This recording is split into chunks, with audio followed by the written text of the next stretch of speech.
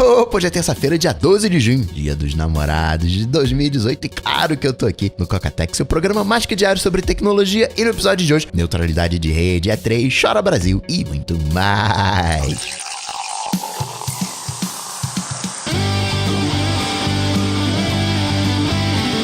Dicas, produtividade, tecnologia, opinião, comportamento, tendência, notícias. Cocatec.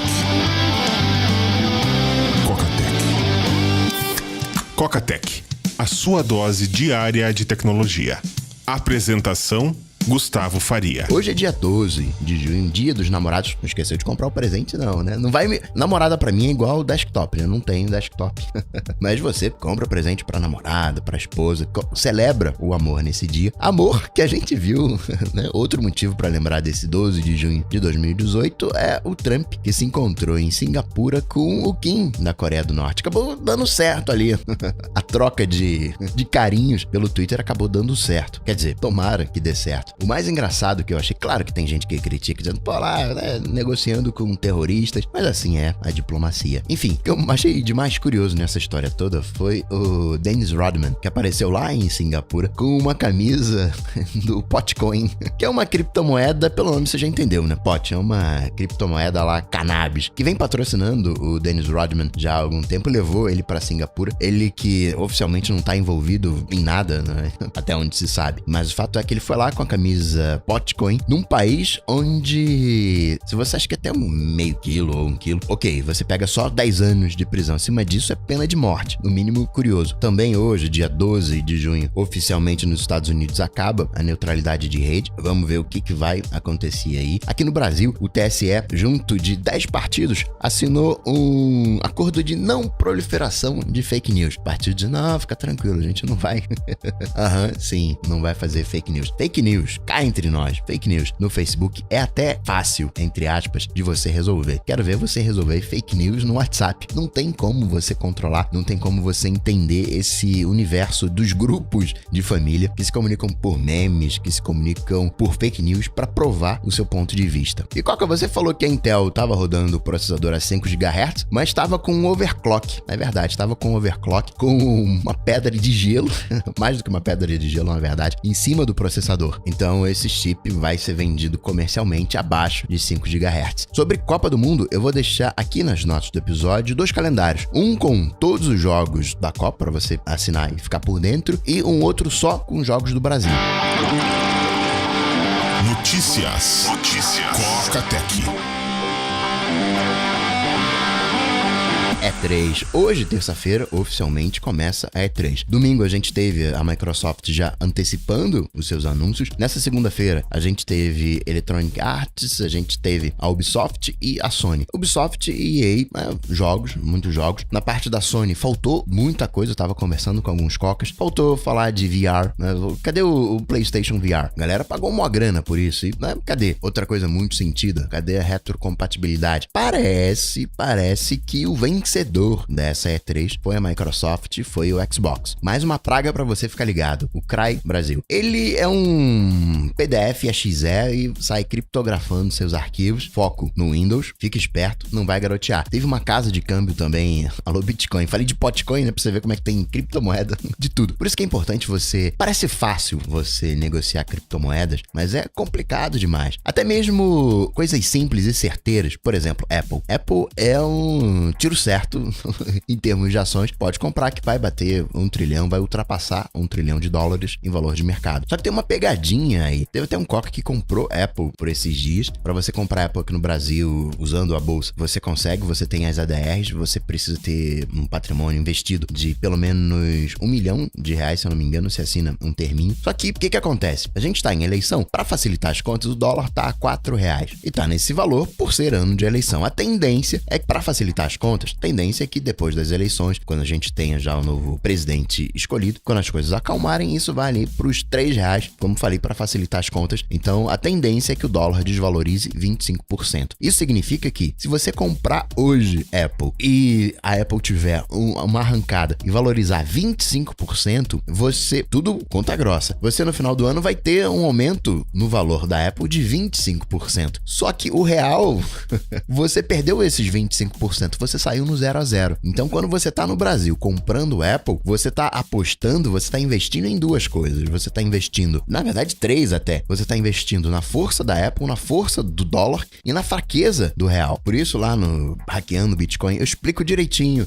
essas dificuldades, os pontos, o anonimato que muita gente acha que tem, mas não tem. Muita gente critica o Bitcoin por isso. Olha só aqui o anonimato, fazer transação escusa. E é exatamente o contrário. É um anonimato, mas um anonimato até a segunda página. Você consegue rastrear as operações. Você tá tudo público. Peraí, você carteira A, pagou ali por serviços que não devia. Você prendeu, por exemplo, o carinha lá da Silk Road. Você consegue, através das carteiras que ele usava, fazer um tracking de todas as operações, porque ele recebia a grana. Você vai fazer o tracking até que vai chegar numa hora em que esse Bitcoin vai virar dinheiro. Quando ele virar dinheiro, digamos numa casa de câmbio, bate lá na casa de câmbio, vem cá, peraí, esse dinheiro aqui veio da onde? Quem é essa carteira? Então você faz o caminho através da rede do Bitcoin, chega numa pessoa e vai voltando até encontrar a pessoa que você quer encontrar de fato, que de repente o dinheiro foi repassado por várias mãos, como tudo no mundo. Isso tem dois lados, você vai pagar o aluguel em Bitcoin. Falando de aluguel porque tem uma negociação, é um pagamento recorrente. Você vai pagar com uma carteira, o cara do aluguel,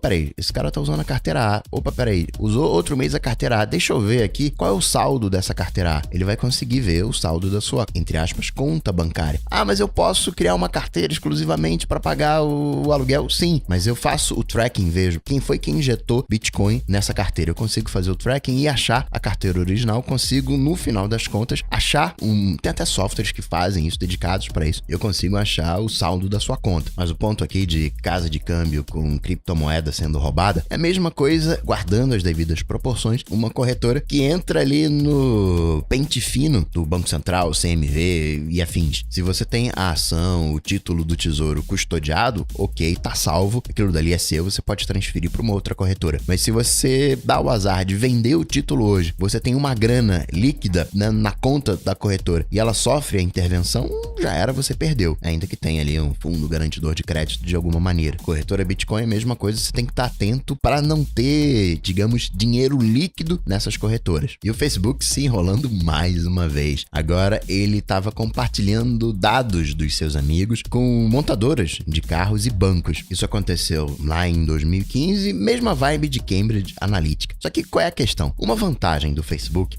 comparando até com o Bitcoin, no Bitcoin eu consigo comprar merrequinha, eu consigo comprar R$10 em Bitcoin, eu não preciso ter um alto patrimônio. Para eu anunciar numa rede de TV aberta, eu vou precisar de uma grana, eu não consigo anunciar com R$10, mas no Facebook eu consigo anunciar com R$10. Só que você tem uma galera que desce uma grana pesada de anúncio no Facebook, e essa galera acaba tendo certos privilégios, certos acordos, e nesses acordos o compartilhamento de dados, acesso a dados, alô, privacidade. A Xiaomi, ela tá querendo fazer o IPO e parte do processo do IPO é você deixar pública certas informações. E a gente descobriu agora que a Xiaomi, nesse primeiro trimestre, teve um prejuízo de só $1 bilhão.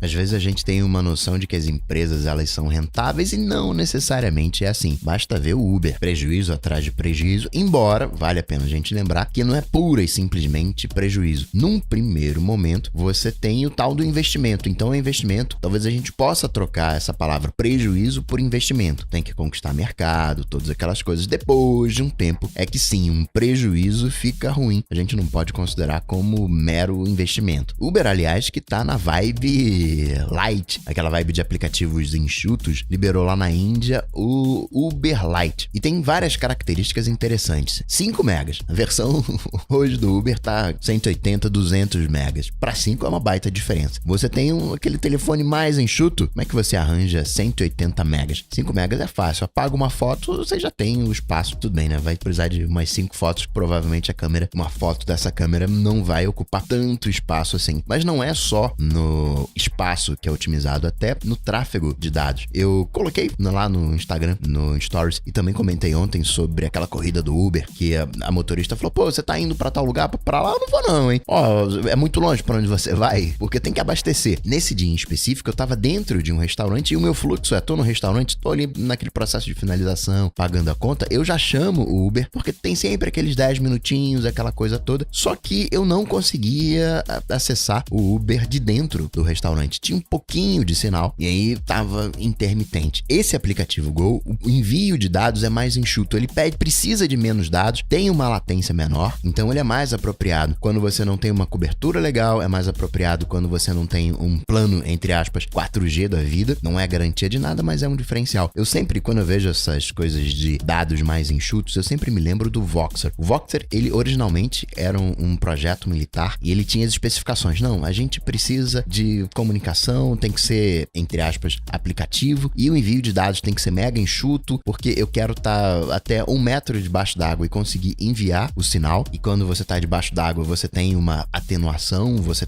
perde o sinal. Parece simples, mas não é nada simples não. Aí você deve pensar assim, pô, então, Coca, devia ser tudo light. Pois é uma consideração. Tem que ser otimizado. O iOS 12 mostra isso, que dá para você otimizar muita coisa. Essas versões light comprovam isso mais uma vez, dá para você otimizar. E talvez a gente consiga chegar num meio termo, ter essas versões lights e as versões grandonas otimizadas. E o Uber que tá com uma patente, uma ideia de identificar se você tá bêbado ou não, pela maneira que você olha pro aplicativo, pela maneira que você se locomove. Peraí, que hora você tá pedindo a corrida? Tem muito bar aonde você tá? Por que isso, né? Em tese, você não vai dirigir. Por que o Uber precisa saber se você tá bêbado ou não? A desculpa oficial é pra te oferecer um serviço melhor, mas na prática é pra avisar pro motorista, olha, provavelmente o cara tá bêbado, você encara. Acaba que existe uma coisa que é o seguro do Uber. Se você pega um Uber e, né, tá passando mal, alguma coisa assim, e, sei lá, vomita no carro, você tem que fazer uma higienização no carro. O motorista, ele aciona o Uber, olha, preciso fazer uma higienização aqui, o passageiro, né, e tem esse seguro. Não duvidaria nada que o Uber esteja querendo usar essa tecnologia pra falar pro motorista,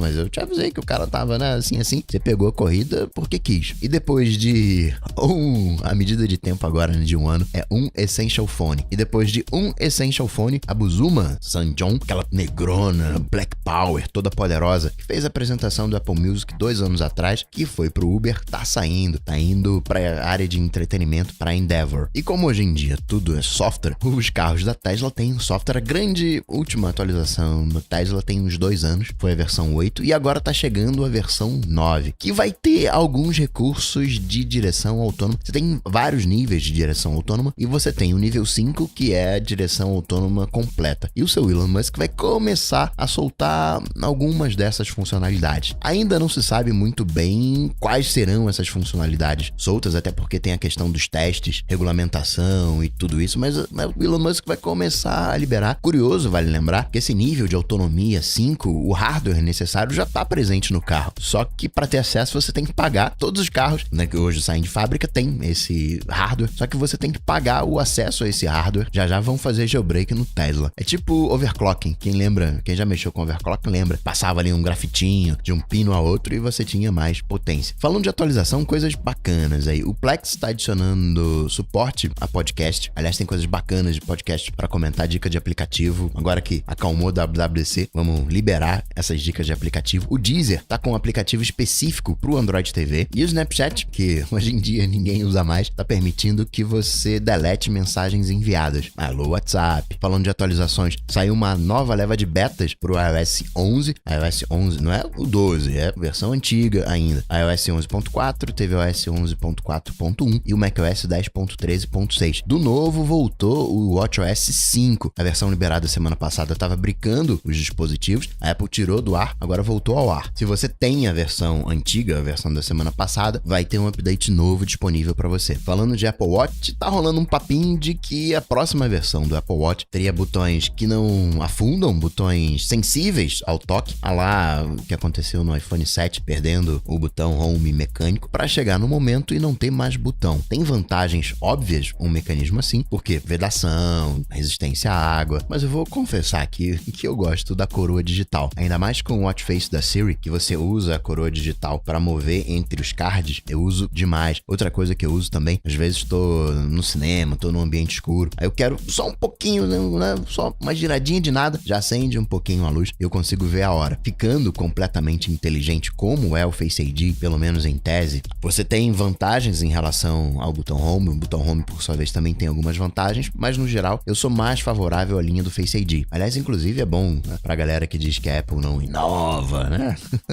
O Face ID, Touch ID são exemplos clássicos da liderança tecnológica da Apple. Aquele papinho de um iPhone 10 Plus com 3 câmeras para 2018. Começando a esfriar, não, parece que foi um erro, não entenderam direito o esquema das cases, já estão começando a negar, provavelmente fica para 2019. Lembrando que a Huawei, inclusive, o modelo vai vir aqui pro Brasil, tá com o esquema de câmera traseira tripla. O aplicativo Beats Pill Plus foi atualizado, compatibilidade com o iPhone 10, mas eu tô comentando sobre isso, é porque vira e mexe, alguém pergunta assim, poxa, Coca, quando é que a gente vai ter o Google Assistant, o Alexa aqui no Brasil? Principalmente depois do anúncio que a gente teve semana passada do Google, falando do volume gigantesco de acessos em português do Google Assistant. Tem até um aplicativo para Apple Watch que deixa você rodar a Alexa como complicação, chamar a Alexa por complicação. Mas acho que o grande problema, esses dispositivos, eles não podem ser caros. Você vê o preço nos Estados Unidos, é extremamente convidativo. Vindo aqui pro Brasil,